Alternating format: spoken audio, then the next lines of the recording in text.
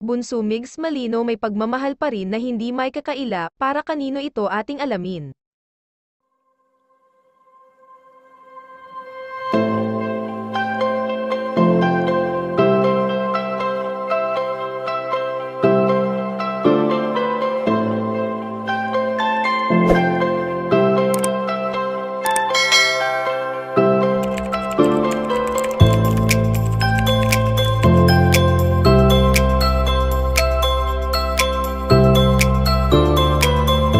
Marami nga ngayon sa mga taga-subaybay ni Bunso Migs Malino ang lubos na natutuwa, dahil sa malimit nitong pagiging aktibo sa kanyang mga social media accounts. Alam naman natin na noong panahon na nagkaroon ang binata ng matinding problema ay halos hindi na natin nalalaman kung ano ang mga ganap niya sa buhay, sapagkat matagal-tagal rin itong nagpahinga hindi lamang sa Facebook, kundi ganun na rin sa kanyang YouTube channel.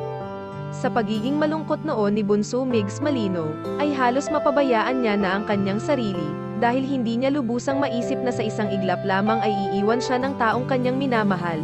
Bagamat nagpapatuloy ngayon ang binata, ay ni minsan naman ay hindi naalis sa kanyang puso ang mga alaalang iniwan sa kanya ng kanyang prinsesa. Kaya naman may mga araw pa rin talaga na gusto nitong mapag-isa nang sa ganon ay masariwan nito ang mga alaala na kanilang pinagsaluhan noon ni Cutie Mahal.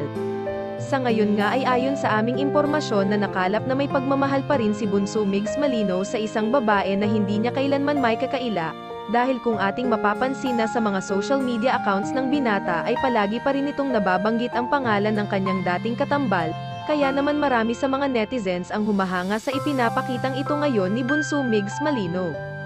Kayong mga kachika, anong masasabi nyo dito? Please leave the comment and don't forget to subscribe.